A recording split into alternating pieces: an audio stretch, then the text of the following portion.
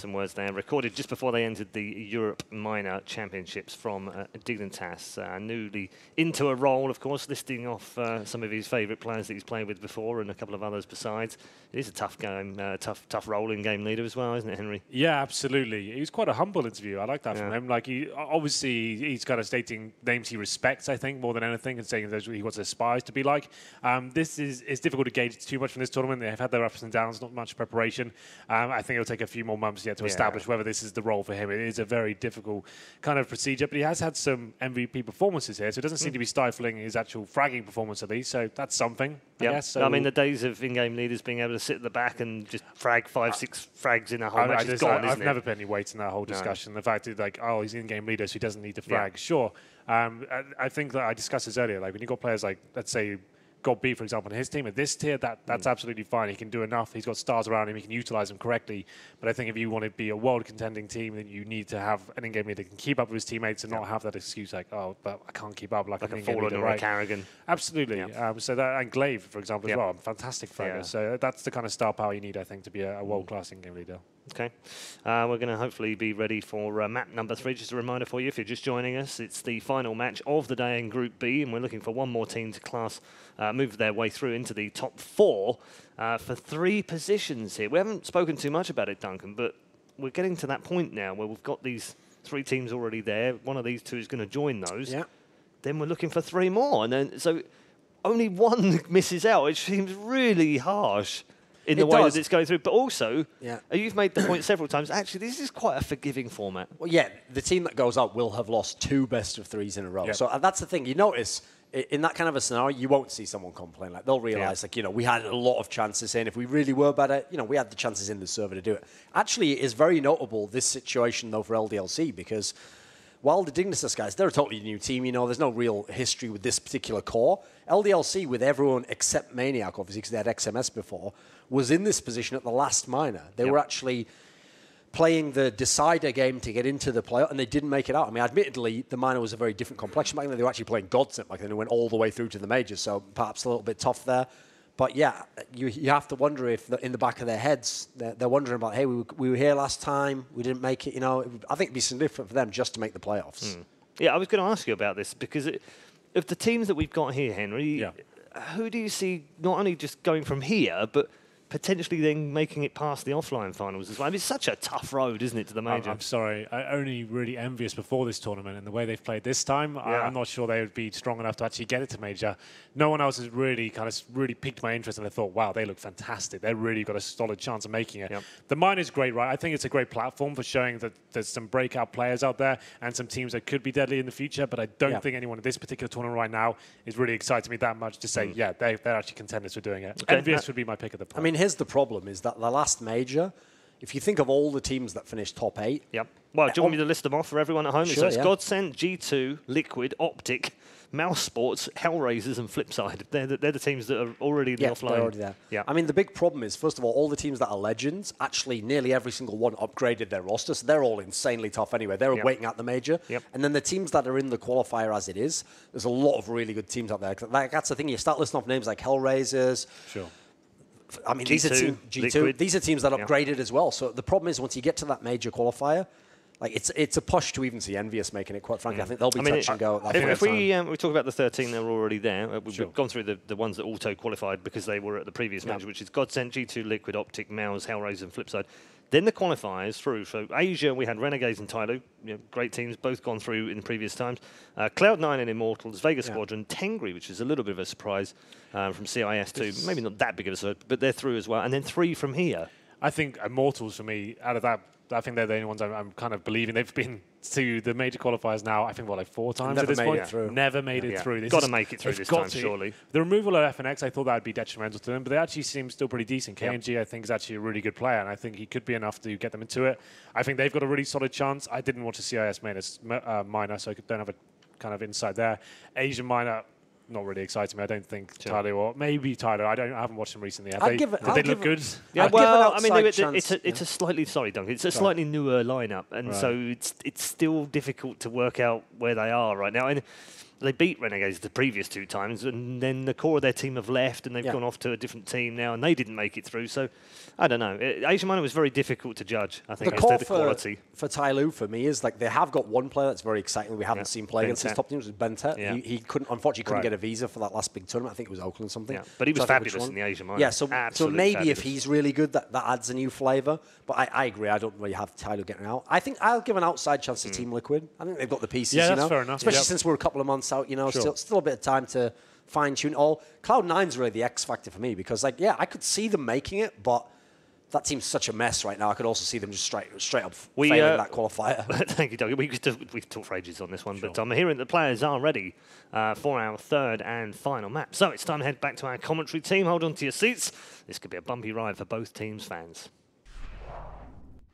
When I'm in charge, it's always a bumpy ride. Some like it that way, some don't. I don't care. Hi, Harry. How are you? That was very dramatic. It was good. I felt like it was the opening to like some sort of driving action rom-com. Porn film, but yeah, it's fine. So we get into it. Inferno. I'm going to be very critical immediately of Dignitas' setup. If they're going to continue to try and put 3 over toward Banana, not really take control of it, and then not get the rotations, give up Arch as they did so many times, it's going to be hugely problematic for them in that sense. I'm hoping they've identified the issues to go back and leave this in the pool. I don't know how deep their map pool really is at this point in time, but obviously they have to step up now against LDLC. They ultimately should have closed out Nuke, and were a little bit shallow there as well. Yeah, I mean, I know that's something that me and you spoke a good bit about was kind of the Dignitas setup over on Inferno. And how exactly they kind of went about orchestrating that. And one thing that we didn't like was the setup within that A-bomb site. They left a lot of control up over towards Arch. It constantly allowed earlier Penta to go ahead and just make their way through CT spawn. It left the A-bomb site looking very vulnerable. Rubino was just kind of within the site, but never really had any presence anywhere. Was already playing it very, very passive right from the offset. And that setup just didn't really feel like it was working, which was weird because usually whenever we see them play Inferno, they look very comfortable on it. And that was kind of the odd point to me. I don't know if maybe they tried to change something coming into this, coming into this event, or if this is how they've always played it, but maybe teams have anti-stratted it a hell of a lot less. Regardless, they have to bring their A game now. And LDLC coming into this one, I mean, Inferno is a map that, which for them, they've played a hell of a lot of. They haven't necessarily done too amazing on in the past, but it is one of their most played maps within the last couple of months. So expecting good things from both teams here as we head now into the pistol round of the last map of the last best of 3 for today. Good news, I suppose, for Dignitas. As they start on the T side, I almost much prefer that for them. I hope they get aggressive from the off. Picks on B, picks on A. Both are very effective on this map. Spotting behind the bags. Maniac's got the shot back out as he oversteps the mark ever so slightly. And they double up to try and go for more, but they'll give up 2. Alex and Existence go down. This forces the rotation early with a smoke down CT. Maniac trying to be as efficient as he can and draw the battle out. Won't be able to do much more. Yeah, bomb is going to be going down. The rotate's already coming in as Twano, the man to arrive, picks off Fox, and now got more work to do as he makes his way on round from Ruins. 2 players over towards Banana. Croman, the only man within the site, waiting over towards Pit. Has to be careful because Misto about to be peeking on it from CT. Could put a 9 mil into the dome. Croman able to find the first. Now, Twano doing all he can, trying to retake this one. Does just tap away. Croman going to go down. It all falls onto Jacob. 24 HP takes the peek out. Denies that defuse. Doesn't have the kit. Time going to be of the essence. Twano looking to go aggressive. Does pick the kit up on his journey. But Jacob to hold the angle. Only 24 HP. And he makes it look easy. Yeah, pretty straightforward round. Dignitas finding the picks, getting the trades favorable to them, and forcing out the rotation because Maniac started that off well with a bit of an overstep from Tensky, but to get the information they were behind bags, no element of surprise, they're able to cross over in a late smoke. Cuts off rotations, forces them to go in through Ruins.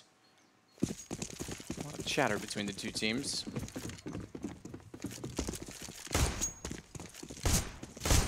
Apparently there was a missed call. They're joking around about someone saying 1 left when there was 2. Either way, on to SMGs and 2 rifles for Dignitas, who are already starting to prod out exactly what's going on toward Boiler. Croman's taking the bomb into the apartments over at A side and just makes sure there's no push through, so covering everywhere. The only one they're not... Okay, take it back. Rubino is watching it at mid, so no one can sneak down in behind them, which we saw in the last game between these 2. first time we've really seen Dignitas play a slow approach against the Nico, but obviously on Inferno, unlike outside where they could just go batter and bruise the pistols, they've got more angles they have to cover off, and they're going to wrap quad. Tensky's going to try and hold them on B alone. He's forced the rotation of 20 as well. I say they're going to wrap quad, but they actually look like they're going to go through the smoke. It's a bit of a risk, but fair enough. Flashes and Molotovs to do it, potentially. Yeah, all Molotoving off the corner. Does force that rotate of existence on round to try and spot the angle. Twano able to find Tensky in a B, and it looks like Dignitas looking to try and push on through. Out comes Jacob emerging through the smoke there from Apps, and is going to be punished for it. Now the push coming in over towards B. Maniac able to find one. Croman in return. The push going on in, and it was looking deadly there. They do lose one man on the entry, but it will be the 2-on-2. Couple of maybe unnecessary players going down there for Dignitas. Bomb planted, the rotate coming in from Existence and Misto. Both players in from Banana. Croman going to be holding their sight from first Orange's Fox. Over in Ruins can rotate round through CT to try and assist best he can. Both players making their way on in. Smoke goes down, block off the peek out from Coffins, but Croman still holding the angle. Will be spotted and eliminated by Existence. Now it'll force the Fox. Has to try and clutch this out in the 1v2. Clearing out the angles on site. They know he's not Banana. Only leaves CT as the option. Able to find the first. Peeks out for the second. Existence drops him, but there's no time left. I don't know that I love that call from Dignitas. What's a wrap over towards B? I mean, Tensky's the only one they leave there. Yeah. They go 4 up mid. Tensky doesn't get a pick. They smoke off Archway, push through it, use utility in doing so. But then, not only that, they split into a 3-man push toward B, leave a player in A who also doesn't get a pick. There's no adaptation. I don't mind someone having a plan, but you've got to be able to change on the fly. And when they lost Tensky, the better play was actually, because they had so much room at library, just wrap around all the way and take the A site. Maniac got in a great position. Cost them dearly to get there. And losing all the AKs, they've given one to Existence now early for LDLC to try and capitalize. He's got armor and a full arsenal of nades. He's going to play top Banana as well, where Fox is heading. And it's Existence that's going to take the first kill again for LDLC. So the decisions from the last round still paying dividends for LDLC and costing Dignitas this round as well. Now it's Rubino to go aggressive with the MAC-10. We saw him do this a lot earlier on this map. Going to be making his way on in. Does find the first. Still got damage left to do, but shots rallying into his spine. Going to be a short fire way of putting him down. And now, actually, 6 players still surviving here for LDLC. They're going to lose Misto over in pit. Maniac rotating around, has himself the AK player. Looking to go aggressive is going to be Jacob. Maniac just flanking on round, looking to try and come out through Boiler. Playing everyone with a short angle, clears out. All of mid, pushes on up. There are going to be players holding this, though. Croman and Tensky within the site, both fixated on this position. Maniac might be able to catch Croman if the timing's right. Gets up on top of Haybell. Spots out the player within the site, but aim punch plays into effect. Tensky drops him at no problem in Dignitas. They do get themselves a third, but it's been a very shaky and kind of rough road to get here. The economy never really built up. And their rotations really haven't looked all too great. So Twanu with the AWP early.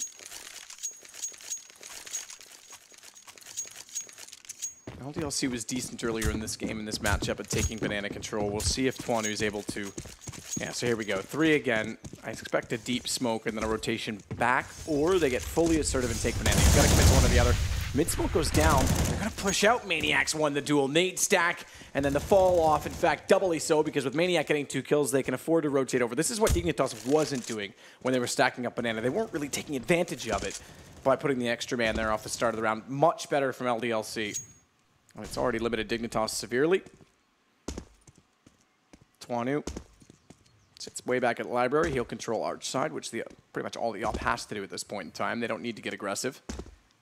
Play to the advantage. Trying to funnel them toward A as well with those early picks. Maniac has run out of utility, aside from a smoke, which he'll use at the top of Banana now. So he's had to back off in the site. In doing so, he doesn't have the advantage of going... If you're aggressive in Banana, you go down early, you could at least get a rotation in time. He doesn't have that advantage, so Alex has had to come back over. So it'll be a 3-2 take on B with a solid retake potential. All they need to do is get 1 or 2 kills to secure the round, but potentially do more than that. This boost is always great to dodge out pop flashes. Down.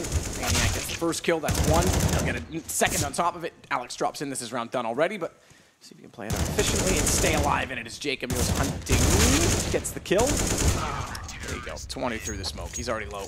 Just fires at the new box. Works out perfectly from LDLC. Very good round. Good team play, good rotations, good utility all the way through.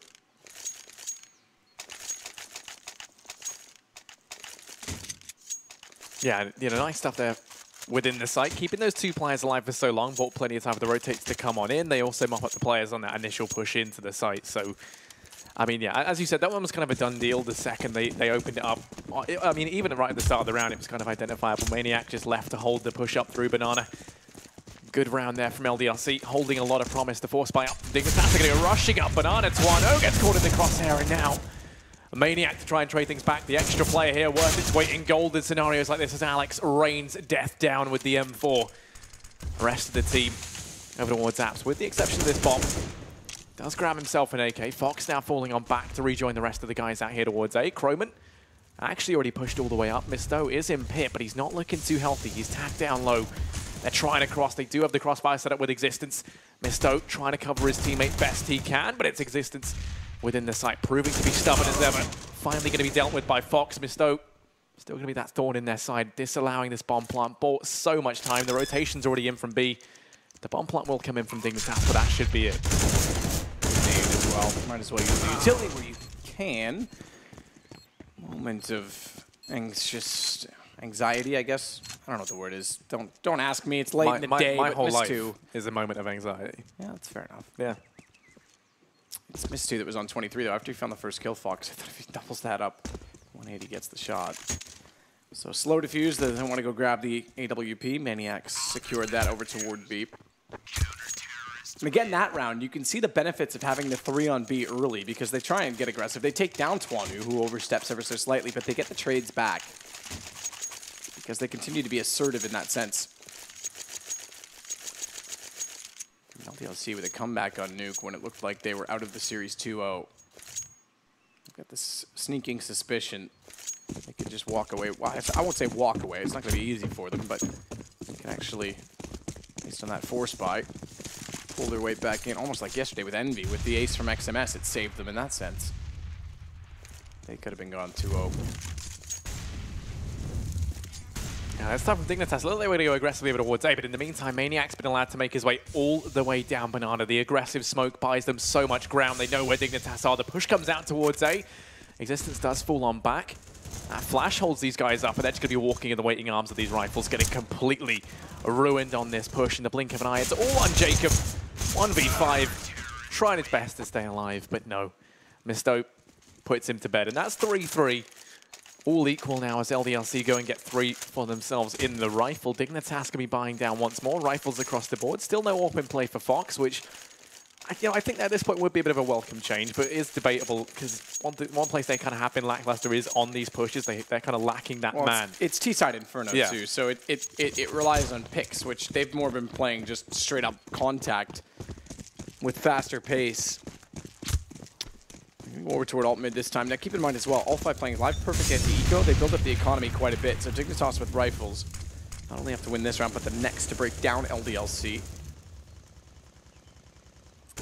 Already seeing it. 20 this time AWP. The banana control from LDLC is so much better than what Dignitas presented to them on their CT side earlier today. Yeah, I mean, this time we saw Maniac. He's been the one kind of holding it. So this time I actually rotated Twano around, and it's not uncommon to see the AWP actually opt to hold Banana. It's an incredibly strong position having it there, and it has forced Dignitas' hand once more over here towards A. And I mean, this A bomb site just poised to be a complete slaughterhouse. Doesn't look like they're going to try and turn their attention instead over here towards Banana. The smoke is going to start to dissipate, but it will reveal a terrible threat on the other side. It's going to be Twano. Holding the angle, peek come through, asking for the collateral at this point, but they're not going to give it to him. He tries to fall on back, and actually missing that shot opens up the B bomb site now. And this is sort of the one downside to having the anchor there. If they do get dropped out, the bomb is allowed to cross, and the bomb plant will come in, rotates. Going to be fast on 2 of these players, but that's not enough. You're going to be looking at Misto in Existence, making them up through Banana. The fact that Alex finds an initial frag going to help out massively. Now peeking out, Croman does trade that frag back. Maniac pins over in ruins all on his lonesome now. Has to wait for Misto in Existence to come on through, and they're just going to force the envelope, take him down. Now Misto in existence, falling on back to save. It's the right call. I mean, as I said, they've got money left over, but they were a little bit hesitant in Banana. I think they were expecting more pressure given the default plant. Too slow to get up. Lose the duels at Ruin. No sense walking in. Play the long game. LDLC knows that, especially Thorn touched on it on the desk. This is a team that relies on guns and utility to make things work, and they've been making good work of it, to be fair, on this map so far. So, good call, good save. Existence stays alive with the AK. It'll be a full buy as a result of this back end to go against Dignitas. This round becomes all important. Look at the difference as well at saving the 2 guns, because the investment can be a bit less potentially from LDLC, and they'll be getting up to a 2-round loss bonus. They'll still be able to potentially force out a gun onto existence and level themselves with decent pistols and armor, as opposed to going into a straight hard eco scenario where they're only going to be going on to a 3rd-round loss bonus. Pause call LDLC. Is this, did I see tac? Yeah, it is tactical, so they're calling it early. I like it. They're using the timeouts. Yeah, and that's something, if you remember, in their first map today, they seemed a little bit reluctant to actually utilize, which is very uncharacteristic of existence. Of course, now we see them using them a hell of a lot more. They've looked better, far better, since we've seen them kind of take these pauses to remedy these issues, as you would expect. Into this one, Twano going to have the AWP in hand. Like existence, he's going to be the one a little bit bare bones. Does still have the PT-50 in armor. A little bit utility up behind it. Oh no, yeah, there is a gun drop. I was going to say it was weird for him to have that. And, well, for Dignitas, rifles across the board once more. Existence, the player to peek down through mid. 3 players over towards Banana for LDLC once again. Whilst this is good early round, if Dignitas figure this out and then try going faster towards A, this A bomb site is just incredibly barren already. Damage being done over here towards Banana. LDLC going to actually force the issue and going for the push, trying to take some aggressive control. Will be held back for the time being. They boost up Twano. Now they rotate these 2 players off over towards A and look to try and create that A-site fortress that we've seen with all 4 players here. Right, read again. Smokes down arch side, but no further ground gained by Dignitas. They want to try and isolate the opposing side of mid this time. Jacob's going to go back through Boiler toward the apartments. And it'll be a straight-up heads-up brawl then. This is what they won't expect. Maniac's wide. They'll see him, and Archers are going to walk directly in. Alex, they have no idea he is there.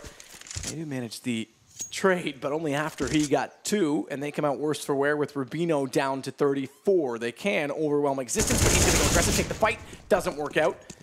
Had to try and get a sort of to get the information, and that should be the round in the fact that they get missed 2 down. So good trades, Dignitas. Nearly all foiled by Alex. And Twanu's just going to sit save. I'm curious to see what they are going to do with the AWP saved up. Because, I mean, you have got kind of 2 players that won't have enough money to, you know, aren't going to be on that double eco anyway.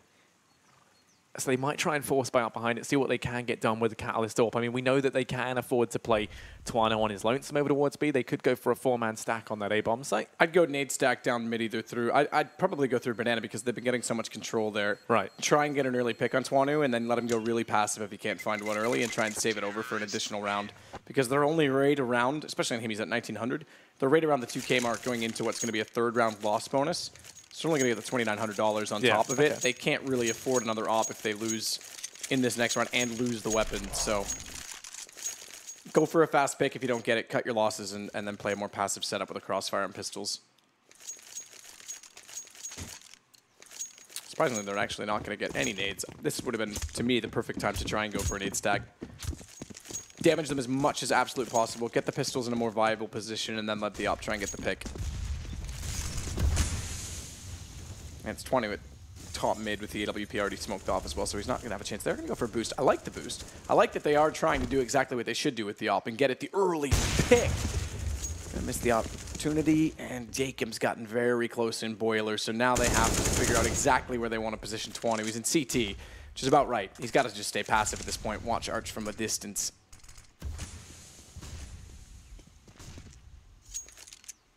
Yeah, and I think Dignitas don't want to fall prey to this solitary AWP up on Twano. They're taking it very, very slowly, and that's, you know, trying to get a feel for where LDLC are playing. Twano on his lonesome over here towards B. As we were saying, playing that anchor role. They've got all these pistols on the A-bomb site.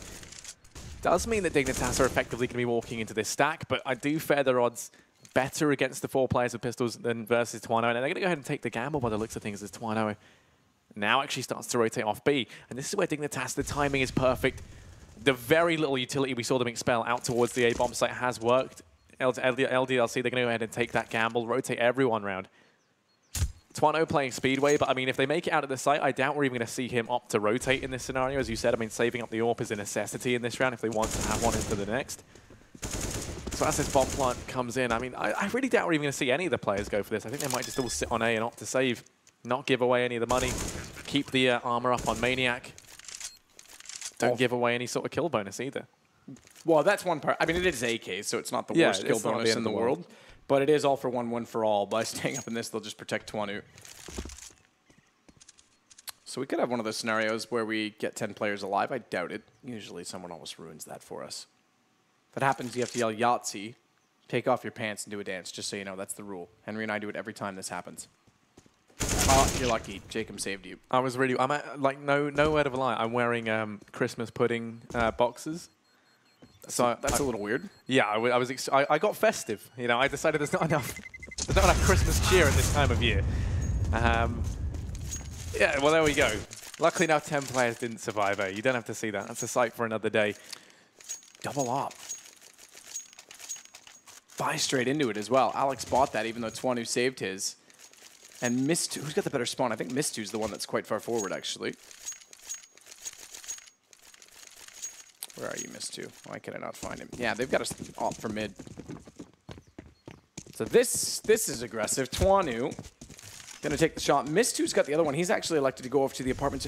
Existence has gotten down toward bench, but watch the alt mid push. He's in the middle of nowhere. He needs to get a kill before going down. Sprays in. Fox gets the return. They don't even need to wrap back to find him out in the op. Twanu is gonna get a kill down mid due to all the chaos. So good start. A little bit hectic. And Twanu, this is what they lacked on the Dignitas side, is apt to the fact that they've given up the library. Tries to rotate around. He'll go down, but Maniac's got in position and timing off this. Although, look at the rotation through library. This becomes a bit awkward for Maniac. Oh, but actually Croman now believing that that was clear, going to go down to the backstab. Leaves Ravino in a very awkward spot with that bomb. It's going to get dropped, and now LDLC as they rotate in. Jacob, a lost cause here over towards A. He's able to work his way towards the library, but it gains them very little without that bomb. Now he's got to try and come on in. Alex going to be holding the push in at front banana. Misto actually wrapping around behind out towards the A bomb site. Suspects that something's up, and Jacob's positioning here couldn't be more fantastic. Has been allowed to work his way in between all these players. Doesn't check the angle, going to walk straight past Misto. Maniac just out to his left, holding the angle, spotted out and eliminated. Now into the 1v2, but hot on his heels, Misto from behind. Drops him out of the equation, and that is LDLC to pick themselves up their 4th round. 4th round, but 3 going down at the end of it after this effectively secured means that double op's certainly not coming back out. And they're going to be left down. Oh, okay. So they're going to be left to just the 1 SMG. I wasn't sure they were going to get the second M4 and try and get more utility for Twanu, but he throws that over. He'll go... we can't call this glass cannon. He's got armor. What do we call this? Glass house, because they can't throw any utility. You can't throw stones if you live in a glass house. Is that a new thing? Glass house op. Doesn't really work. So armor for Twanu this time. They'll go aggressive to get Maniac down. Banana again, relying on the old tactic. Twanu tried to get a peek. Mistu's going to support him as they back into the site. And then it's all standard in the default. No presence at B again, so they know every time this has happened, they have been trying to take boilers. So they're going to stay this time passively inside of A and set crossfires instead. With Twanu at library. Pretty standard setup. Good call from LDLC. Everyone from Dignitas going to be over here in mid, ready to push on out, throwing a utility on in. No, that wasn't the end of the sentence. And now they're looking to try and push on out, making their way initially over here towards Arch. Twanu rotating around with the AWP, and Ivy is such a strong position.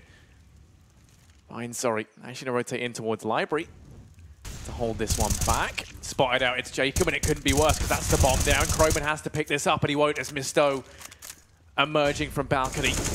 Swoops on in, picks himself up too, and turns the tide of battle in a big way. Dignitas now fighting back with a 2-man disadvantage. Rubino able to get one onto Misto. They claim that revenge late on into the round, but oh, then there's Existence in with a spray down. Gets himself to it, all falls onto Fox's Existence. He goes ahead and takes himself the hat-trick. 3 frags for him in that round. Fantastic hold from him in pit. Trades out for both the players over towards long. and then just flips on the Fox, makes it look easy. Crossfires, great crossfires inside of the site.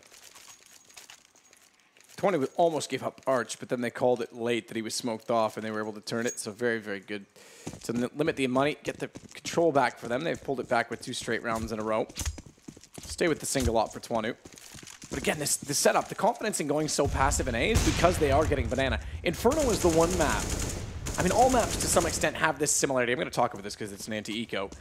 They have this similarity in that, what you do on the other site in terms of getting information affects how you play, B on cache, for example, if you push into B main. It affects what you do on A. Inferno is the most directly related correlation between the two sites, because if you smoke down deep banana and you get control of that, you have so much more options on the A site. Everything you do, and then as well, if you peek down mid, you stay more passive on banana because you're trying to funnel them one side or the other. It is directly related, and it kind of speaks to what Dignitas weren't doing. It's exactly what LDLC is doing by getting the banana control.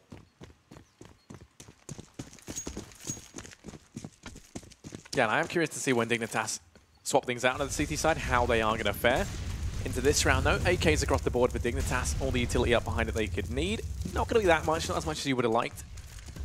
Jacob going to be the first man to try and make contact out here towards Apps. Going to have Croman with him.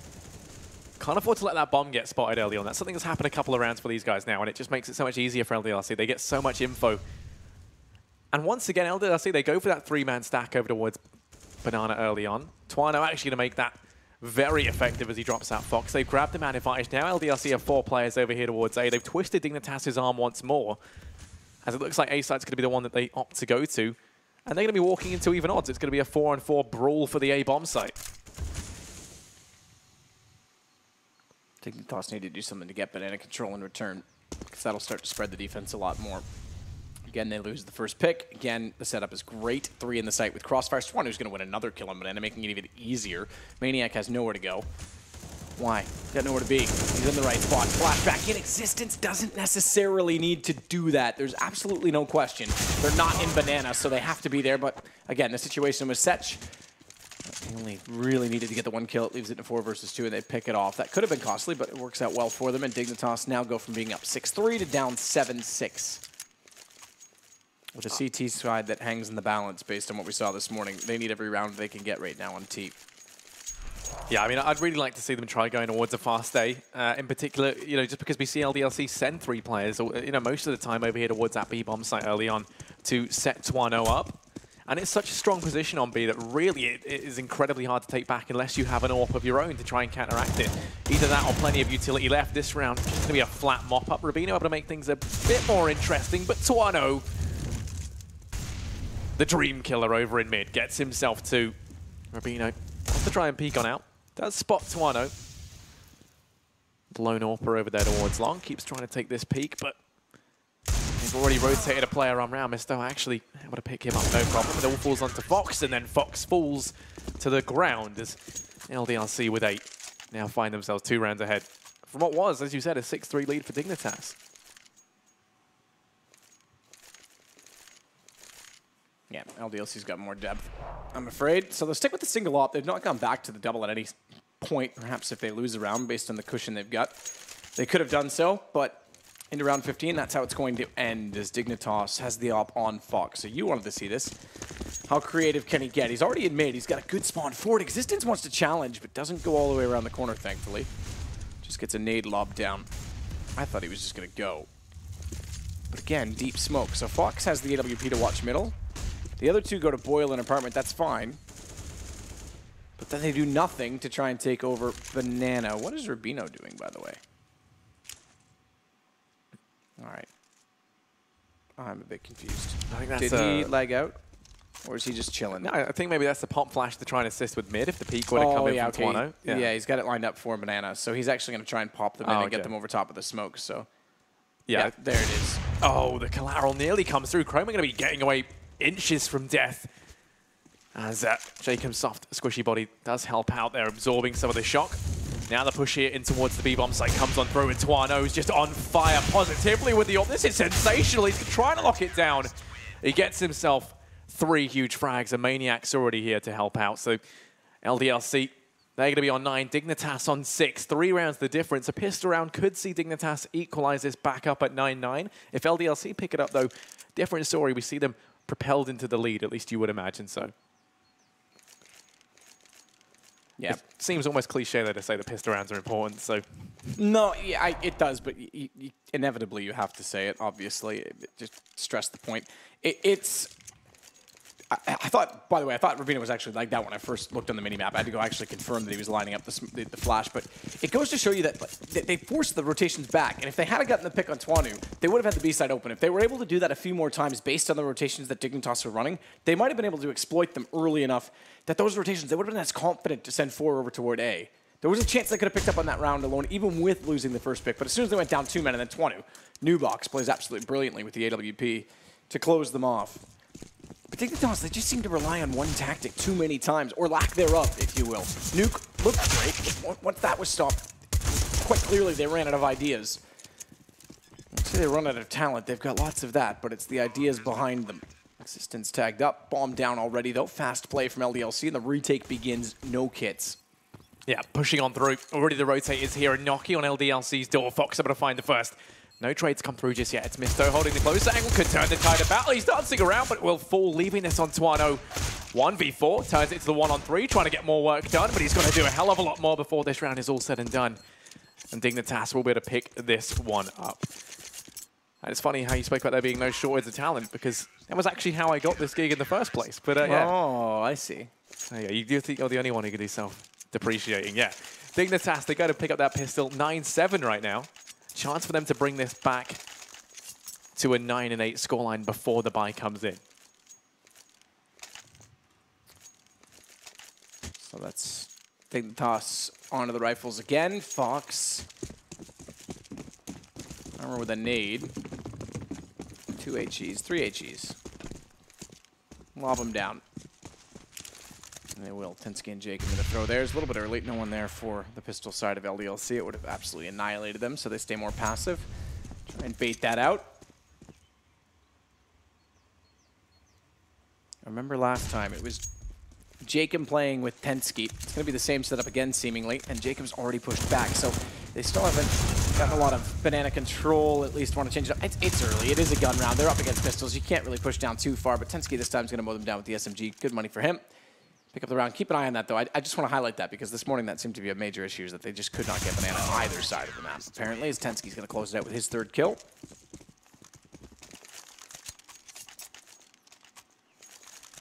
Yeah, being able to pick up the FAMAS there is actually quite important. I'd prefer that to the UMP heading to the next round, in all honesty. So he's able to juggle that across. I was worried he wouldn't be able to find it, as it was kind of buried underneath the bodies of his enemies in one last-ditch attempt to try and screw him over. They look to try and hide it, even in their last breaths. But no, the buy coming in now from Dignitas. Not one that features the AWP. You got rifles across the board for LDLC. Relatively, you would say low investment coming in from Dig, but just because they didn't have a lot of money left at the end of that round, this time aggression from LDLC up through mid. It's going to be untamed aggression. They do get held back by that Molotov. Maniac on his own, pushing up through apps, going to be making his way on in. And you can see Fox is wary. He's waiting for Rabino to try and rotate into position, looking to try and get into pit. This setup looking slightly different from what we saw from Dignitas earlier on today. And I have to say already, I'm much preferring it. Back into banana once more. Early buy in the AKs. So 3 players, banana, 2 top mid, passive again. Jacob's rotated off this. Tensky, absolutely no information as to what's going on in banana, playing very passively, and they've already rotated 4 over toward A. This is massive pressure on him. Good first shot, lives up to it so far. He did have a smoke left over, hence the early rotation from Jacob, because he was the one to put it down. Massive gap in his smoke that time around, and that's just sloppy as Tensky tries to peek out. They know exactly where he is, crouches across. Jacob was already on his horse to get back over, but now he's solo on B. Maniac's going to try and go exploit the rotation position that they wanted by taking down Fox at Arch. They'll be able to wrap onto the A site, so problems there as well. Both sides of the map are suffering from losing map control, which is the exact same problems they had this morning. Rubino tries from the pit, but good luck, he's on his own. Yeah, he's trying to hold this back. The flash comes through, ultimately fully blinds himself. He will go down. Now it's all on Jacob in the 1v3. To his benefit, LDLC are all tagged extremely low, should be within one shot of death, with the exception of Existence. That said, I mean, it's still going to be a tricky one. They've got plenty of time to get into these post plants. The crossfires are set up. Alex's position is one that's incredibly strong. I mean, Jacob, they're all low, but he's not going to go for this. He's going to look for exits.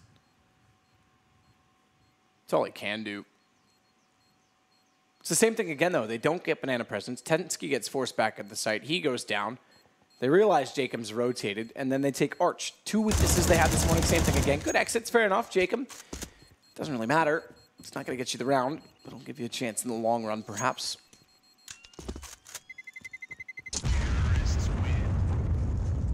So I expect them to one round against them, level their buy around $2,000, probably around that M4, maybe pick up some SMGs. I mean, alternatively, even though it doesn't make a lot of sense, we could see them try and go for something a little bit more. Because the reason being, right, and I know, because of LDLC's economy being so broken as a result of only one player staying alive, both teams verging on the economic reset if they do that, though. Yeah, but the problem is it's double eco territory for Dignitas, and they're already behind. I can understand trying to take the advantage from that, which is why I thought maybe you go for SMGs. That way, if you get some kills, you get reinvestment. You're not going to go all the way down to 0, perhaps. Still force pistols in the next one, but they're going to go pistols here. So they actually are going to play a more conservative approach. But I totally understand what you're saying, because you're right. If they had won that, then they're really back in the game. But it's a double-edged sword. It always is. Counter-Strike's finest. Always double-edged. Alex inside a boiler. Tenuous times for Fox as he was already pushed up in the hallway. Set up again. 3 toward quad. No one at Arch. Passive at Banana.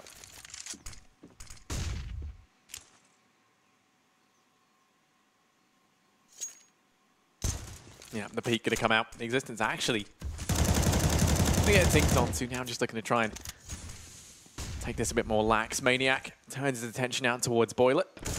And actually, LDLC now fading away from Banana. Look to get the wind in their sails, projecting them instead. Over here towards A, and Croman emerging from the smoke like a devastating smoke monster. Goes out and gets himself 2. Has enough time to reload, and now he's back in action. Pivoting around on the spot. He's turned this entire round on its head. LDLC pushing in towards the A-bomb site. Maniac dispatching a Fox, but it's Croman to pull through once again. He's trying to do more damage. Player coming into the backline, spotted out, but Croman with the CZ. There's no brakes on this train as he starts wrecking LDLC. He's already on 3. Maintains this man advantage. Jacob trying to spot the player out of the pit. Maniac going to be spotted and tagged away. And now it's Tuano in the site. Crossfire set up with Maniac in pit. Has to try and watch out for his teammates. Push coming on through. Tuano holding the angle, dropping out. Jacob still got work left to do. And Croman now on 4, looking to get the ace and pick this round up for Dignitas. A round that never should have gone their way. Defuture's going to be stuck here from Tensky. Croman has to pick this frag up. He's edging on through the smoke, catches him out. Bomb. God, completely denied. Yeah, I mean, such good work from Croman the whole way through. Really good round. They shouldn't have actually been in, and Maniac saves them. Croman actually kind of overextends on that. It's a 10-second defuse. There's a smoke down. Maniac's likely to push that in a 1v2. I mean, this was great. They had no idea he was going to be in that position. They haven't really been aggressive toward Boiler at all. Even better there, catches Mist 2 off, running back down. But then he goes, the fact that he goes to the wide side of the smoke, he just leaves his teammate in the site. Yeah. Babysit him, meat shield him. You know he's in pit, stand in front of him. It's a tough call to make, but it definitely could have been played out a little bit better than that. Hard to fault a guy that does everything to give you the round when he, is also partly responsible for the last moments of it as Fox tries to get aggressive again. Still no banana control off this. Just a quick peek and then back off again with Tensky. They're going to leave the op B side and put Jacob inside the library. So we'll see if Jacob on the rifle can be a little bit more assertive on A. No, not even going to watch the library. He's going to actually go directly into the site due to the double push out at quad. And they will just be waiting. Don't have that much utility to expend. As a result, they haven't really used any. They have no real indication that LDLC are currently over here towards A. Maniac up in apps, looking to try and come through late once again. You've got Alex and the rest of the guys ready to try and make their way out through Boiler. Croman, the one position to try and hold back the tide of LDLC. A barrage utility reigns in, and now Croman has to step up. He's lining them up and knocking them down. Gets himself 2. Still more work left to do in Existence and Misto between them. Mop up 2 of these players now. Jacob in the cubby. He had to get 1 at least. That's the downside of that position. Easy for Misto to pick up at close range with the UMP. Bomb gets planted, and now it's on Fox and Tensky in the 2v3 retake. Man advantage for LDLC. Bomb ticking away. Dignitas, they're the guys on the clock, making their way on in. Misto's tagged down low. Will be spotted out by Fox, you imagine, but no, he's playing it safe. Gun barrel spotted. Down he goes, pivoting on the spot. Turns his attention now over towards Maniac and doesn't even need the scope. Fox, what are you doing, you spicy, spicy man? Dignitas, they go ahead and pick themselves up a night. That was fantastic. I mean, yeah, absolutely. What a round from Fox. Incredibly quick. Good read as well. Good flash in to get him the first kill. Wraps into Graveyard as he's overwhelmed from quad. I'm still going to be a little negative in the fact that it took that heroics to win them around after Jacob, again, had to get a kill in the corner, but it's going to give them a chance. It's going to buy them some time as Fox rotates back around. I was having as much fun watching his tongue move as I was watching the shots. This third one. Oh, I know. Yeah, that was the one that took it home ultimately. That was just fantastic. Look at it go. Woo, the slow-mo on that. It's a little rudder steering the ship. Fox is going to get a little confidence after that. He's going to peek down middle. Maniac has slipped up alt mid. Croman's behind if he does get pushed down, but a Molotov instead so he can rotate around. Now the question is, 3 over toward B. How aggressive do they get? Jacob goes in behind the sandbags. About the furthest they've gone the entire game to hold off, but this time against pistols. Works out perfectly. Flash does catch out Jacob, and a smoke segregates, but he's gotten all the kills required. Bomb down. Maniac well removed from where it is. So Fox is AWP here. Okay, goes down this time. Heroics in the last round. Gonna buy them another based on economy. They're back in it.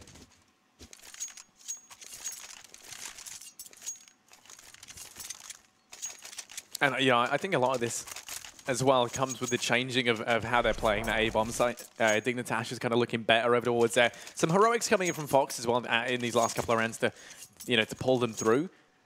But I do think having Croman over towards Boiler, then you've also got the player up on balcony to try and help out. It allows for them to, you don't necessarily need anyone over there towards long. The only issue is if they do ever smoke off that short side, it does cause some problems, but LDLC haven't wisened up to that just yet. Damage done early on, and Maniac actually going to hit the deck as Croman pulls through, finds them the man advantage within the first 20 seconds of the round.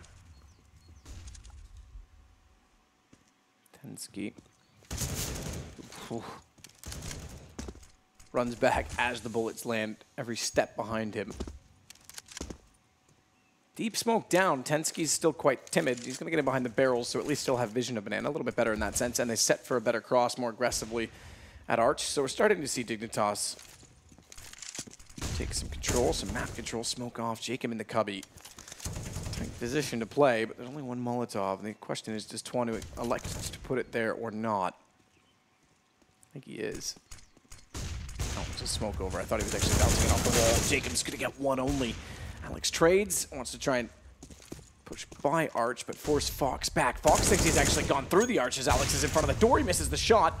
Comes a straight duel with Rubino stuck in the site alone while they're doing battle. He's done well in the corner, and it does very well to get the shot over the box. So Dignitas, that time, I like the positioning much more, I have to say.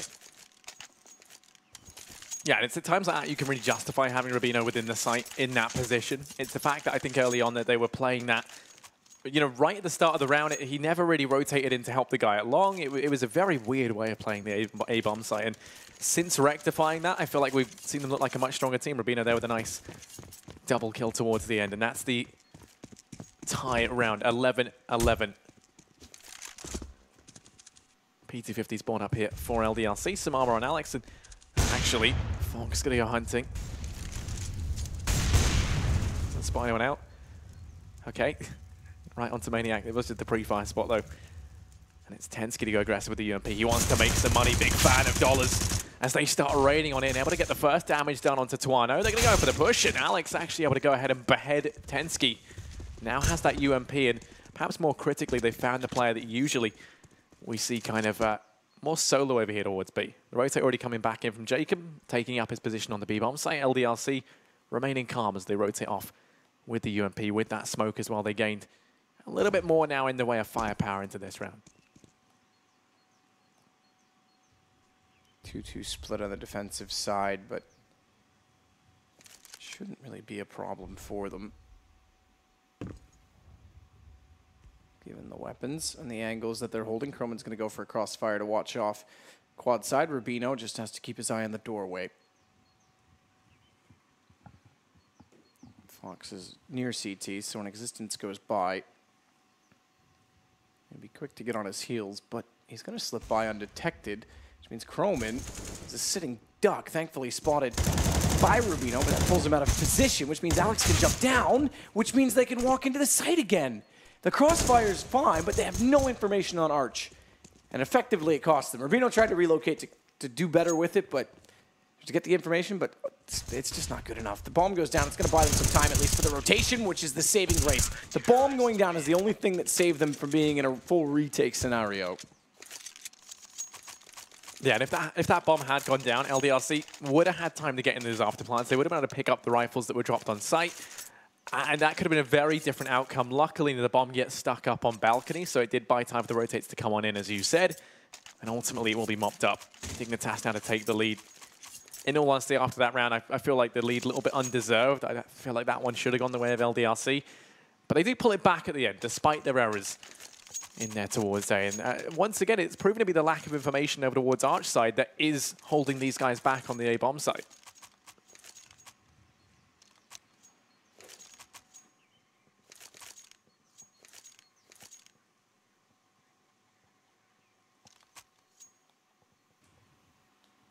Wow.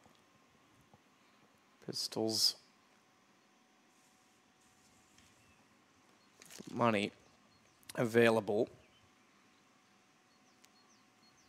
Do they go for the T-sided op or not? 20's been flashy, but it's usually flashy when he's passive. And they work into his angle, so he's not exactly someone I would expect to try and go hunting for a kill aggressively. Fox, on the other hand, has his AWP and... ooh, I can't tell, actually. I thought he was the forward spawn. It's Tensky that's in the forward spawn. Bear with me. I'm going to fly through the map.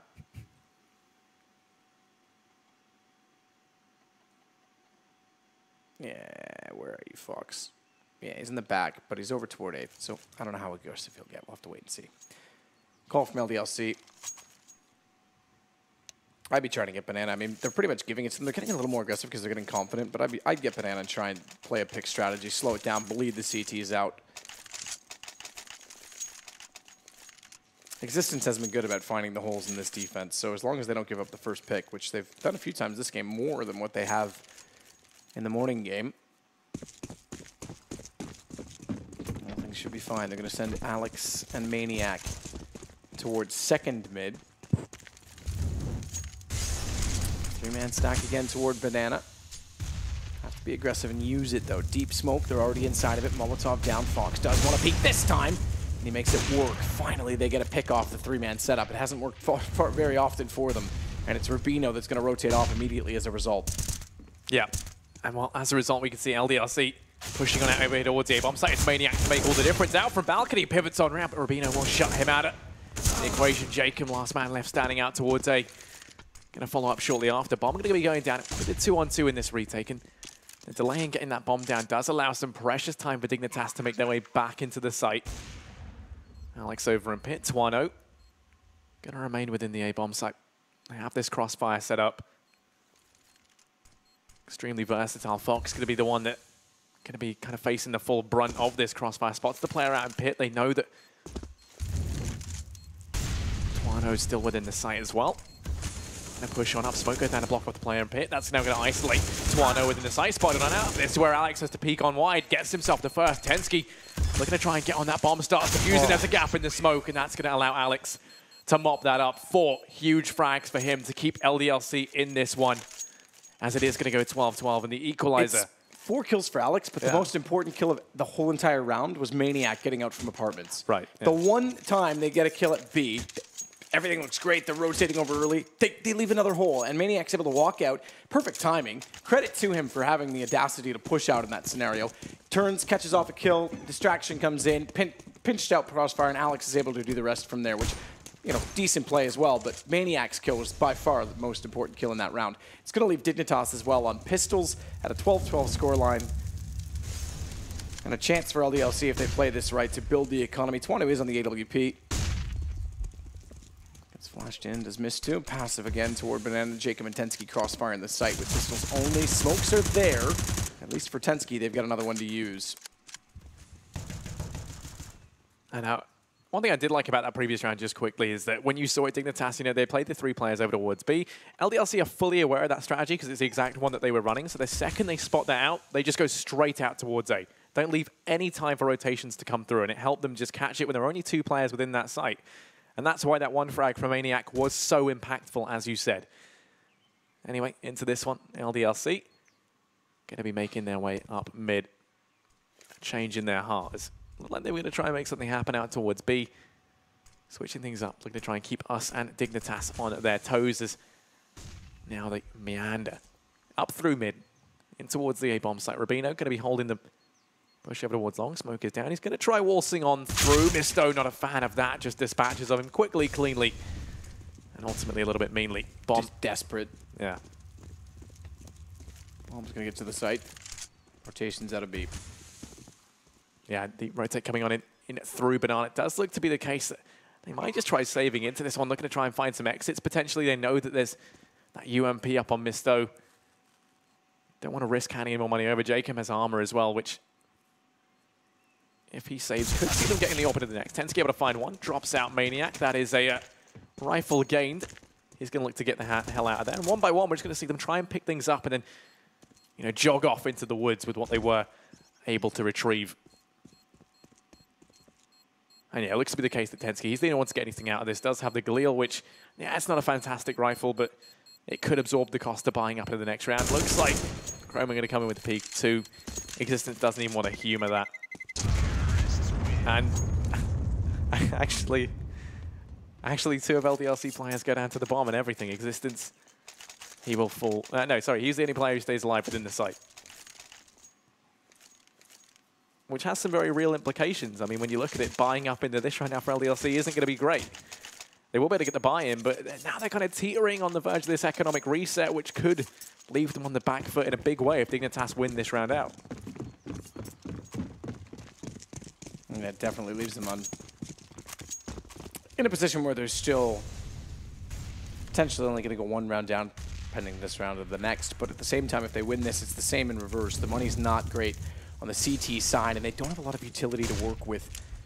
4 smokes, 1 kit. Jacob's going to go ahead and use a smoke now. Again, they play passive on B. It seems like they're just comfortable doing it. Hasn't exactly had a lot of pressure on B this time, to be fair. They're exploiting A a lot more. And it's a 3-stack at quad. Maniac again is going to try and walk out of apartments. The difference this time is that Rubino is staring it down, so he won't have quite the easy access that opened up the previous win for them. And for LDLC, same strategy once again. Going to be sending players over towards B early on now, rerouting up here towards B, and the push looking like it's about to come on through. Croman has to step up in a big way. Fox and Croman between them getting some work done. Bomb dropped over him in. Now the peak comes out from Maniac. He tries to turn the tide of battle once more, but he will be shut down, leaving us all on Misto. He was able to find one in towards that B-bomb site, rotating background now with the UMP. Surprising difference in what they did there to walk out Maniac. No flashes came over from second mid, which they actually have done in the past to let him walk out, because it flashes off everyone at quad. No matter which way you look, you're going to be confronted by either him or Alex, him being Maniac. They didn't throw them that time, and then it actually works out because they get Rubino in a good position. They're able to take down Maniac on entrance. It's Misto that's going to try and pull this back. He's got bomb, but he's down already by Chroma. Good positioning, and there you go. So economy broken, you're right. It's not even a bomb plant, so it's going to leave them in a position where they could buy up some pistols, but that's about it. Yeah, I mean, bearing in mind, that wouldn't have happened if those 2 players in LDLC didn't go down to the bomb explosion at the end of that last round. So really, they're a victim of their own doing at this point. The pause going to be called in from LDLC. Tactical. I can't say I blame them. 13-13 right now. The money not looking great. I imagine we're going to see them try and invest down at, what, like just over $2,000, so then go for the buy into the next. But yeah, I mean, the AWP hasn't really looked like an integral part of their T side. Twano, whenever he has had it, hasn't really done anything worth mentioning, I would say, just yet on their T side. They have been more reliant on these rifles. I think that's just kind of indicative of Inferno, though, as opposed to how they are playing this. And they're going to go for it. They're going to force buy up into this one. I mean, the force buy saved them on Nuke. This one's a little bit more desperate, I have to say. So 4 smokes, 4 Molotovs, excuse me, I was going to say 3. Fast potentially toward B. They're going to split, actually, so 3 toward alt mid already. Bomb dropped intentionally. Miss2's gotten up on the right side, Nook. Watch Fox, though, aggressive with the AWP. He's got to be a little bit careful not to go too far because they are still at the bottom of middle. He'll back off. Rubino rotates over. Once again, passive crossfire in the B site. The fact that they've got 4 smokes means they can lock off a lot of the B choke points, and the Molotovs as well is going to force movement. No one's really figured out the bounce skybox Molotovs that SK used to run on the old Inferno. In fact, SK's hardly figured out how to get new box in the new angle. Because that would be a viable option at this point in time if they're going to play this passive. LDLC rerouting players background over here towards B. Everyone on Banana. Primed and ready to make their way in towards this B-bomb. Slight smoke goes down to keep these guys at bay that much longer. Jacob up on top of the flower pot. And this is a very strong position. We see it used time and time again. One that really a lot of teams neglect to check with how often it is used. Time just being whittled away. They've still got Molotovs up on the B-bombs like to try and hold these guys back. They will be thrown on out, but perhaps a little bit too light. It does leave Alex actually isolated within the site. Twano is to push through to try and join him and takes heavy damage as a result. Now the peek comes in from Tensky, finds the first, tries to get more damage done, fades away. Jacob takes the peek on out, and between them, they just mash up this offensive. Mr. able to get 2 back in return, but he's tagged down to 11 HP. Back at the site, has a UMP in the Tech 9. Bomb's been dropped. Over towards Pit, a lot of work to do. He's able to get 1. But that is it. Sick play, Tensky, to stay alive in the site and get those 2 kills. Jacob's able to rotate back. He goes down. They had the 3 smokes already out. They had the choke points covered off. I'm surprised Jacob actually, if Tensky doesn't get the first kill on that, Jacob does not have the aggression to go back through. Through the Molotov, got the damage rotated around. Tensky goes down without a kill. There's no way he walks back in, and then they're playing a retake a man down. So big play, Tensky overall. Money gone on the LDLC side, potentially playing for overtime in a game that I don't know that I would have made that force round call, because I still think they're the ones that have the momentum. They've looked the better team, even though they're, maybe making a few mistakes giving Dignitas rounds late. Now they're definitely playing catch up, and Fox tries to get aggressive on the EWP. He's going to back off. Rubino's already rotated over. Jacob and Tensky again getting more comfortable with this passive setup. LDLC going to try and maybe exploit that again with pistols and get a fast plant on B. But no utility at all this time. Yeah, 3 players over here towards Banana. Oh, Misto going to start us off with a nice cheeky peek out onto Jacob. Already that man advantage taken. And well, I think that's going to leave them in a good place, but don't be mistaken, as already Fox has rotated on in. Going to be holding that from CT, playing this speedway. Alex has been allowed to sneak all the way on by, though. And this is once again due to that very lax control over towards Arch. He could go huge. This is so pivotal in this round. He spots the player out, sneaking on by, but no, Fox. Reactions like the animal he's named after, just pivoting on round. Picks that one up. Puts us back into the 4-on-4. Now LDLC, they lose the player who could have made all the difference in the backline. Looking to try and execute out towards B, and it's just going to be a shooting gallery for Tensky and Fox. They light them up. And that'll be Dignitas to arrive at match point. 2 for 2, they shut down the bomb plant as well. More important than the last round, this one with the money bonus, they're going to be able to buy anyway and get decent utility up. Last round, that was definitely a factor because they were around 3K. You give the extra $800 and you might force into the SMGs. Overtime's the play. Molotovs, flashes. It's all there, all the ingredients. Fox back on the AWP. This time they're not going to go for the 3-man stack out of B early. Instead, it's going to be the 3-man stack quad side. Oh, but look at Fox go. Charging up through the smoke, completely catches Misto unaware. Existence is there to trade things back almost instantly, which is going to be handy. A lot of frags for LDLC have gone untraded early on. This one was pivotal for them to pick up, and now they're going to turn their attention once again out towards a Jacob. Going to be holding over towards Long, actually falls on back. Croman spotted out in Boiler, going to fall at the first hurdle, and now the push comes in. These 2 players in the site have to try and lock this one down. Rubino not up to the task, leaving it all on Jacob in the 1v3 effectively on the push come. Drew gets himself 2 before Maniac bids him adieu, and now it's Tensky 1 man alive for Dignitas to try and win this one out. Bomb hasn't gone down just yet. Going to be on the back of Existence. He goes to get the plant. Maniac already fallen back in towards Pit. They have this crossfire set up. It's an incredibly strong one at that. Now, when this bomb's getting planted, Tensky could take the peak, but Maniac beats him to it faster on the trigger. And LDLC, they get themselves a 14th. They're not out of this one just yet. Very minor detail from Jacob. Makes the right call.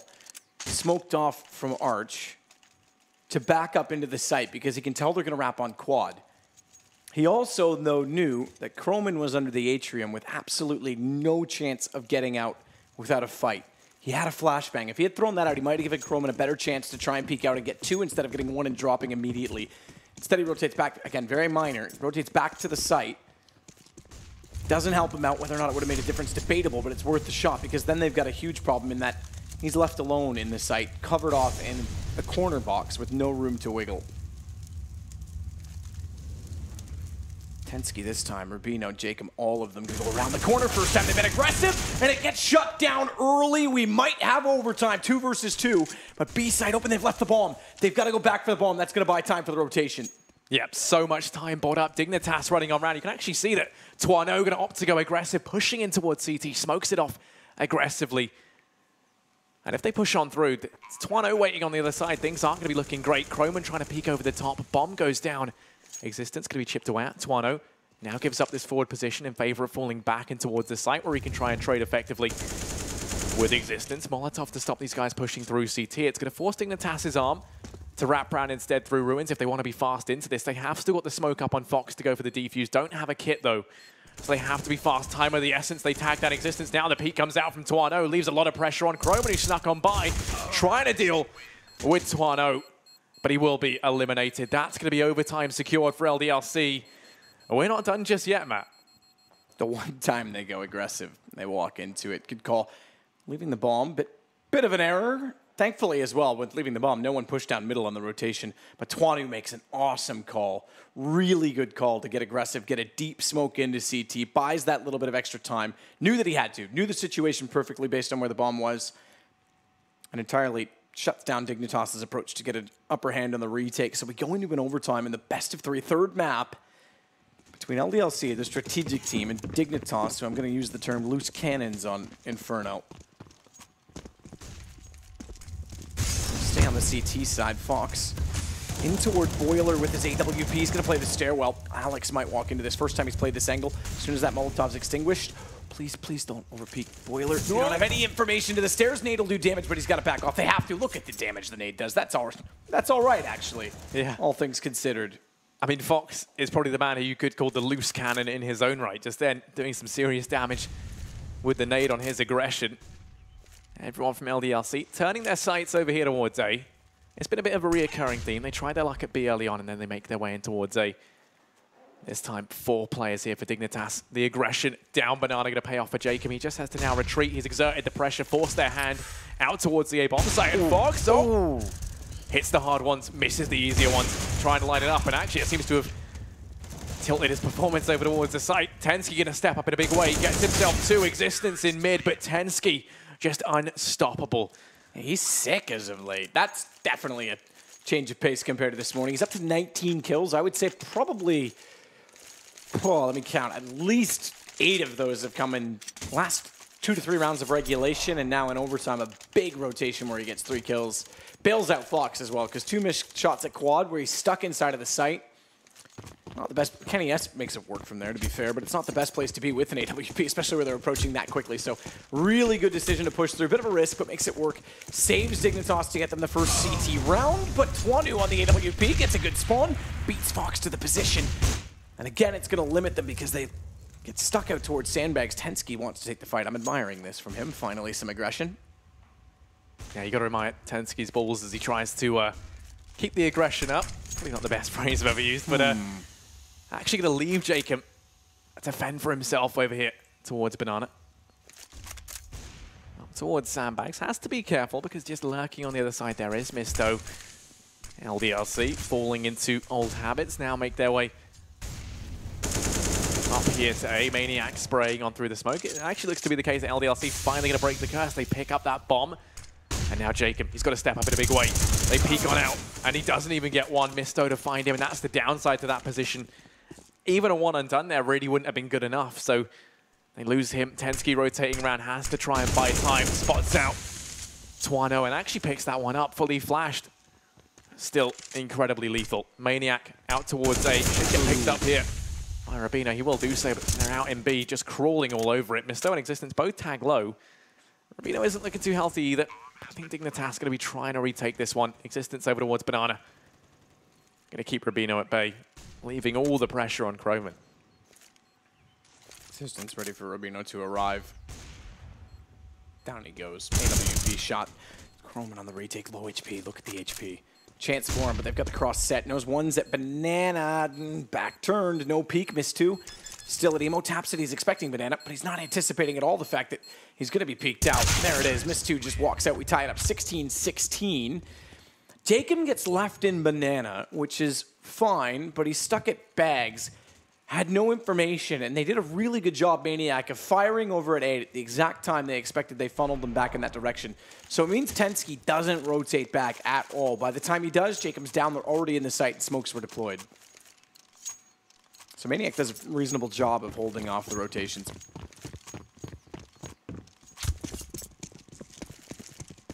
Yeah, and in this one, you got the AWP up on Twano. Still in play. Fox going to have the AWP of his own, and Twano turning that over towards middle. Won't find anything early on as Dignitas opting not to take this peek. They actually boost the player up. And it's going to be Croman. We've seen him use this a couple of times, and it has worked out well in the past. Now LDLC players up and towards Apps once again early on, trying to grab control of this, disallow Dignitas to take any aggression. A couple of players up Banana as well. It's just been their default every round, taking control of the two most essential areas on this map, Banana and Apps, as early as they can. And then they make their mind up as to where they're going to push. Missed two. The smoke down. They're going to go for the boost this time for Jacob.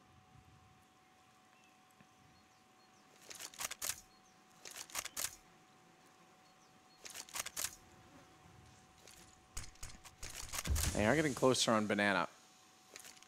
Rubino is going to try and rotate early because Maniac's not been able to get anything. In fact, Croman is the reason they're doing this. Look at his position. Down alt middle. Even if Maniac wants to hold rotations, the only one he's battling with is Fox at this point. Croman could be perfect. In the underpass, all they've got to do is slow them down. 3 players already on A. Croman's behind them. Twanu standing there. No idea. Still no call nade. Croman has done excellent. And he's done so much damage. Question is, do they still commit to B? They pretty much have to. 24 seconds. Maniac's going to see if A's open, and they're backpedaling to try and get back around. They're expecting as well, if he's that far down, they've rotated because of the information, and it's Fox that's in between them. Fox that's going to win them the round. That's done. 12 seconds. Bomb's not in the sight. May get there just in time for the plant, but it's going to be an absolutely heroic play to even try to win it out. Dignitas pick up 2. Yeah, I mean, you know, you see the push go in towards A bombs. Like, they call that it's clear because they don't spot Fox over towards long, and the timing was just so bad there for LDLC. He hears the first player rotate on in, then opts to make his way in through middle because he kind of suspects, you know, that the call's going to be made that it's clear. They've got such little time left. He knows they're just going to be gunning it for that bomb site. Drops the bomb out in the open, and it all goes the way of Dignitas. 2 rounds away from winning this one out, 1 from securing double overtime. LDLC this time, they're the ones over on that CT side looking to try and keep themselves in this. They have to go flawless if they want to win this out.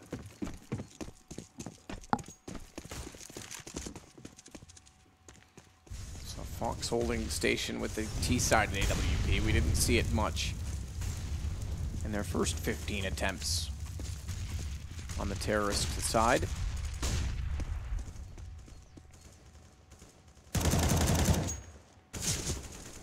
Existence missed 2. Back off and bring Alex over.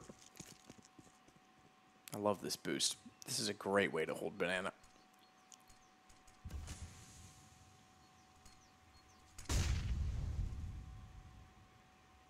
Yeah, Twano, his eagle eyes peering on a down Banana. Players looking like they might be willing to serve themselves up to him on a silver platter. Smoke goes down aggressive.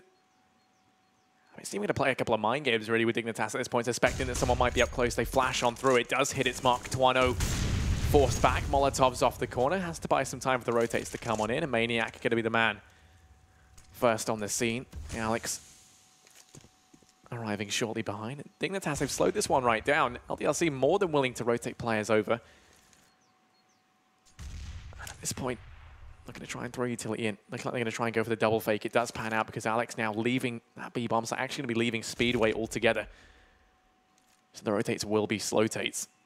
There's Dignitas ready to make their way on in. Twano with the AWP. He's the real threat in this scenario. Able to get the first. Takes the repeat on out. They know where he is. Fox trades that frag back, and that was pivotal. Maniac within the bomb site over towards Warhead, spotted out, and Fox is a monster. Gets himself 2 on the entries. turns the man advantage favor of Dignitas, and Alex doing all he can as the first responder. Does tag Rubino down low, but the bomb timer ticking away. LDLC now the team on the clock. Alex wants in. Existence starts it well. They've got good positions for the retake. And one toward Emo, which is beneficial because they're going to be stuck inside of water. Alex getting shot onto Jacob. Tensky still got position, so too does Rubino. No smoke to put on top of the bomb, so they've got the post-play positions, but they don't have the duels. Great retake from LDLC. They find themselves 17-17, and Dignitas miss a chance to get on map point immediately.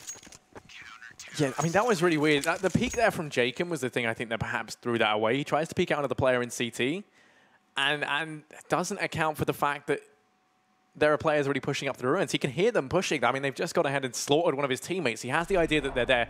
Tries to go aggressive. I think tries to just... I don't really know what the plan was when he did it. I think he was trying to catch the CT player unaware. If he gets the one and done, then it's kind of worth it because you still have the two players over on Banana, which is incredibly hard to deal with. Ultimately, though, the 2v4, just a very hard task for Dignitas to try and come back from. Another deep smoke from LDLC, but no one pushing it this time. Not yet, at least. Now they'll send Maniac. Seems to be comfortable trying to push in against the Banana control. Exchange at the top mid, though, is quite fierce. As they smoke off Existence, they'll force them back on the site. A little bit of control for Dignitas to work with in terms of the A side, but it is a solid fortified rotation from Maniac that's going to leave Twanu on the AWP. Dignitas now turn their attention over here towards mid, trying to push on out. I'm going to wrap around an arch as well with Alex to watch it and Maniac to get lured into the, baited into this. I'm just going to hopefully swing directly in front of him. Alex has to be careful. Yeah, Maniac hold the cross. It's going to be there to help on out, but Fox, king of trading right now with the AWP, helps out best he can into the 4-on-4. Turning attention towards Banana will pay off as Twano slowly but surely rotates around. Last player within the site is Alex, and he will fall. Misto trying to do all he can from Pit. Twano, the man last alive, has to check up close, and it's Fox holding. Dignitas arrive at match point. 18-17, LDLC, they have to pick one up to take us through the double OT. You do know how PGL works, right? Especially in minors. You get at least one game that's going to go 4 to 5 overtimes. Yeah. So be ready for that. And one of the worst thing right now, I'm going to be honest with you. I want to put the P back in PGL right now. If you get what I'm saying, I've needed to go since kind of round 10. Everyone tweet Harry pictures of waterfalls. Yeah. OJ did it to me. It's the only thing that you need to do. Existence getting aggressive considering they need this round. Twanu's trying to bait him in. He'll swing out. He's got in the position, and it works out. What a play. Twanu onto Jacob. Here we go, Harry. Hope that P's not too urgent. Rubino gets Maniac back at the very least, but he's on to 14 HP, and Alex is already down at the tree on Banana. He'll be able to rotate in behind a weak Rubino quite quickly. Or will he? Oh, did he? Oh, I thought he wasn't going to throw that. Waited too long. But Rubino was definitely wise to find out that he was there. The problem is he needed him to push out of that position because now he's smoked off. He's still alive, and he's still got more HP than Rubino has. Yeah, however, this has put wind in their sails. They look to try and execute out towards A. There's only one player here. It's Misto over in Pit. But look at this. They're wrapping in through CT. And this could be the difference maker. Twano wisened up to the fact that they might be hit. Oh, the scoping on him, but Rubino shuts him down. This is all based on the fact that Rubino saw Alex smoke to extinguish his, and the second came from the top of Banana. So they knew there was one in A, and as soon as they got to Arch, they thought, hang on. This is a simple rotation. They're not going to be back in the site yet. This is a great mid-round call from Dignitas. That bomb going to be going down. Rubino and Croman looking to take themselves through this one in OT, as well as save my liver. Or kidney, whatever it is. And Bladder. That's the one. Biology not my thing, Alex. Certainly no stranger. He knows. Actually, it's Croman who knows how to find the head. Drops that Alex, leaving this all on Misto. 1v2. The round looking to slip through their fingers. It was a crucial one at that, but actually, oh no! Misto thinks he got it. He turns away, and Croman, that's going to allow him just to pivot around on the spot, pick that one up, and that was the worst way that LDLC could have lost this one. That's ridiculous that he actually thought he killed him so quickly. He snapped away too soon. Croman, by the way, had a really, really good game. The best I've seen from him yet. Last time they played Inferno, I noticed he was quite good at pick, but he didn't have any support. This time he was very assertive, getting aggressive. Great rotation down middle to catch them off in Banana. I think it was the last round of regulation, potentially, that they won. Maybe, yeah, it was, I think, round 28. I don't know. Don't quote me. You all remember. And then that round as well to hold off from Tree to get the first rotation after a brilliant... I don't know if that was Rubino that made that call. Obviously, Rubino was the one that spotted the information. Or if it was... I mean, Rubino is in-game leading, or if it was someone else that came up with the brainchild, but really good call to wrap back through CT. That ultimately won them the game alone just based off information. I like it. I like it. That's something that I was starting to think Dignitas lacked. And it's, again, Rubino, as he said in the interview earlier, is new to the in-game leading role. It kind of shows on their T sides. Right. He's good at figuring out what works and using it, but the problem is that they're a little bit shallow. But they take out LDLC. They're through to the playoffs. Remember as well, 3 out of 4 teams from the playoffs will be going to the qualifier. And I think that Dignitas has a ton of potential as a team. They're just too new in their inception, and they don't have the depth. This is going to give them, if they get to the qualifier, time to prepare for all of that. So they're in an all right position now from winning this game. Yeah, and I mean, you kind of speak about it as the mid-round calls, but then towards the end there, that call was phenomenal, the one to double on back. But, to speak us through all that, I think better than we ever could, we're going to go ahead and throw over to the analyst desk one last time. Thanks very much for the commentary today, boys. To Harry and, of course, to Matt in the commentary box for the last one. And all day long, we're back at the panel once more, where I think Duncan has some fidgety pants or something. I don't know what's going on over here. You were not a happy boy at the end of that game. No, because here's the thing.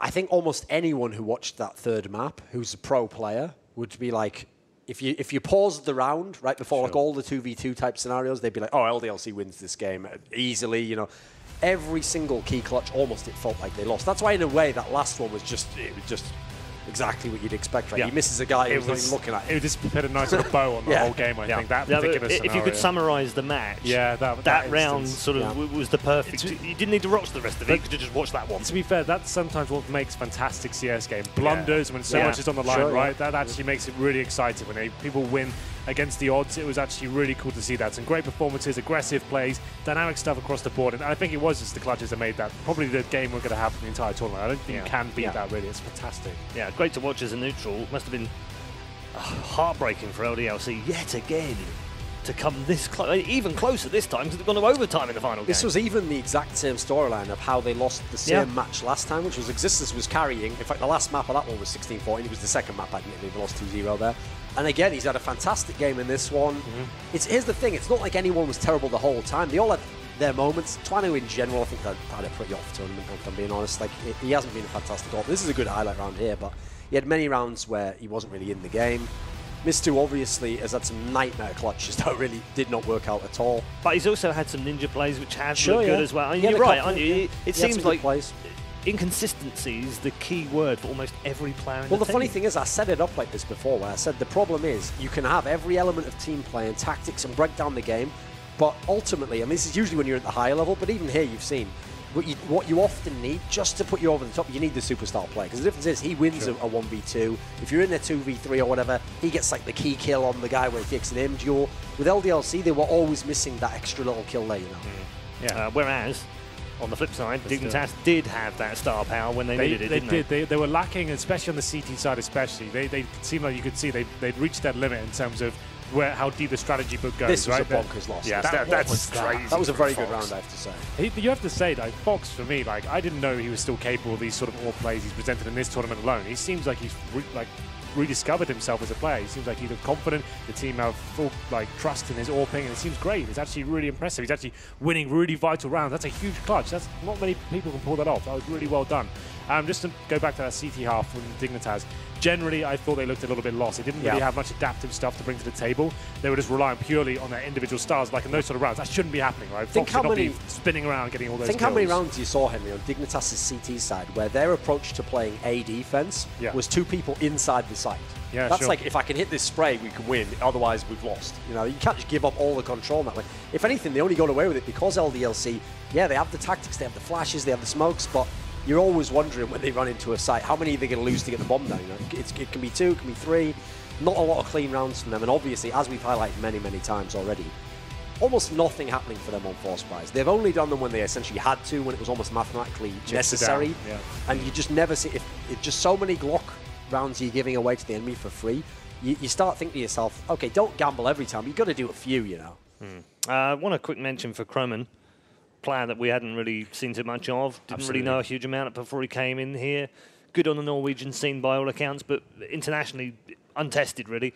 Has a very good game in that last match. Yeah, I think he's a safe set of hands generally from what I've seen so far. He doesn't do anything crazy flashy, but he's making correct decisions, not getting multiple frags every round, but he's doing enough just to stay alive, get that frag, fall back, and that's what he's doing very well for his teammates. And actually, in the really tight clutch situations when he's in like a 2v2 with his teammate as well, you can see the chemistry and the actual teamwork. That's where Dignitas excel at. Like, not so much the fundamentals at the start of the round and working out what they have to do with the strategies, but when it comes down to just Counter-Strike knowledge and working together and just having that communication, he seems to gel quite nicely for that. I can see why they brought him to the lineup. Obviously, Rubino and Jacob obviously had a lot of trust with him coming in. He might be a young player, but I think he has got a bright future. Kind of similar to maybe like a body you can develop into that sort of role. Just slot into the team quite nicely. Yeah, definitely some good team play from him. We've got Jacob joining us from the player area right now. Jacob, congrats, first of all, on what must have been a very intense match. It was intense for us to watch. What was it like for you to play in? Very intense. Yeah, I bet it was. Are you a mixture of relieved, satisfied, happy? What is it right now? What are you feeling? Right now I'm very happy, of course. But we know that we have a really tough game tomorrow, so it's not over yet. Yeah. Does it take the pressure off a little bit knowing you've got 3 possible places to get through to the offline finals and you're in the last 4 now? The odds are quite good. Of course. Yeah. Okay. Also, I think that coming second in this group, meeting Big is better than meeting Envy. Okay. Not saying it is easy to compare to Envy, but I think we were a bit lucky with that. Right. Yeah, so you fancy yourselves better against Big? Is that just because stylistically you match better against them? No, I just think that Envy is the best team at this tournament. Even though they've had a rough group stage? Yeah, but I think they have the topmost level here. All right. I've got Thorin and Henry G with me. Thorin? Okay, so obviously a very, very close game. And we saw actually, tactically, LDLC got a lot of entries. They got a lot of bombs down, you know. But it seemed like any time they were in like a 1v2 or 2v2 or something, you guys are winning so many of them. In fact, in the tournament, they've had a lot of problems with that. What did you think of the game in that sense? Like, were your players better than theirs? What was the answer there? I think that we are better individually than them, but tactically we are not. So, I don't know.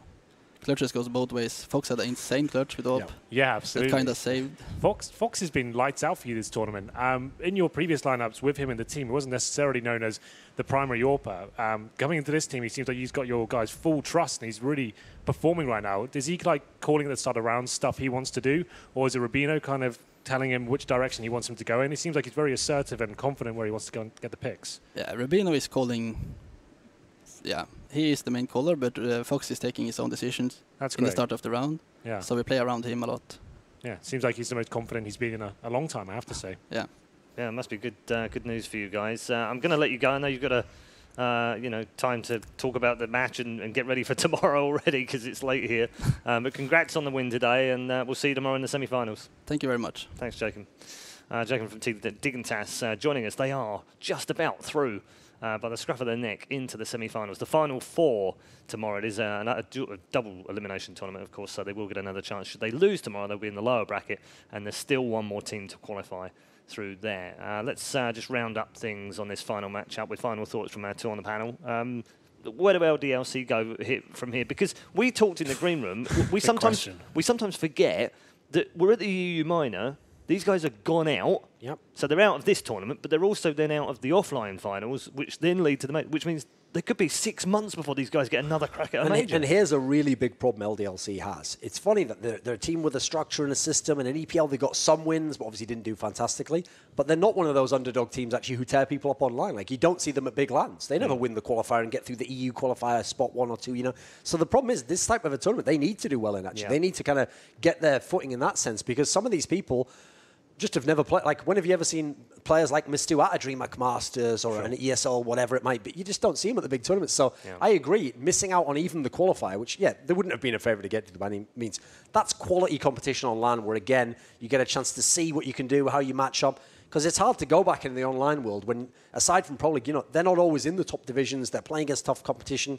It's tough to see where you improve for this team. I feel like they've kind of hit a ceiling because they have maxed out tactics. They've got they've got the support elements. What else can they bring to the table, right? Like you think, the map pool's deep enough now for a tournament. They can play these maps. The tactics are there, but they're still not getting the results they need. I think it's just going to be more of the same, like qualify for some tournaments, turn up to them, get close to winning a series, and then just drop off due to some big, not necessarily mistakes, but just getting outgunned in certain situations. The only one thing I can think of for this team is this is a team I think need a roster move. Like, I don't know who they can get, but you have to go look for a young talent or an unproven talent. Or, hey, if you can, I realize they're a team that are only going to speak in French, but gamble on a foreign player. You got to get someone in who's kind of a heavy hitter because that could have been the difference in almost every game they played today. Yeah.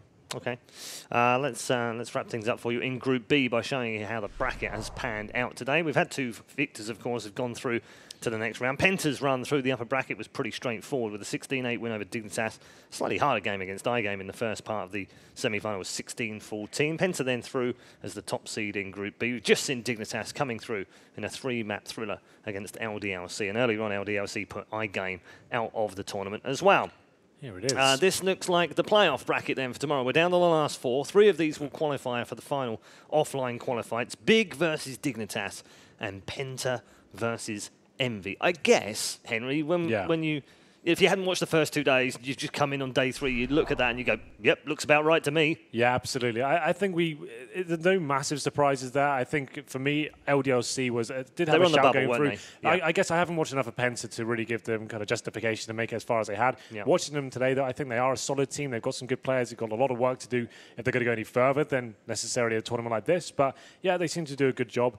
LDLC, it does make sense. And I don't know, the playoff bracket looks like it's still anyone could take it, really. No one's looking like they're head and shoulders above the rest of the pack, right? It's not clear. You preempted my final question. Oh, there we go. Yeah, come on, Duncan. Give us your expert analysis on these last 4. Who are the 3 that goes through? I'm making it easy for you. I'm not even asking you for a winner. I think it's everyone except Dignitas. I actually do think for the first match, I can agree with Jacob. I think Big is a better matchup just because maps-wise, a lot of the strong Dignitas maps are the maps that already the guys from Big play, but that can also go against you. Like if I'm Big and I'm a tactical team, great, I've got all this stuff here where I saw people, LDLC level team, using tactics fantastically against you. Yep. I think just in terms of the matchup, it's a good one for them, but I actually think they'll get outclassed. So I think the problem is, you look at all those teams there, like, I don't see Envious losing 2 best-of-3s to a team of that quality, so I think Envious, I think they're going to get through. Yeah. The only touch-and-go one for me is Penta. I want to really see what happens when they have to play a full series and you test the map pool a bit more, But I still feel like they've got the quality. So I think Dignitas are the one with the tough route, Brian. Okay. Yeah, I kind of have to agree, listening to his reasoning. You think about it now, we said they had a really shallow strategy book, right? And the veto maybe even smaller than that as well. So now we've seen the extent, we've seen them right up against the ropes, everything they've possibly got available to them.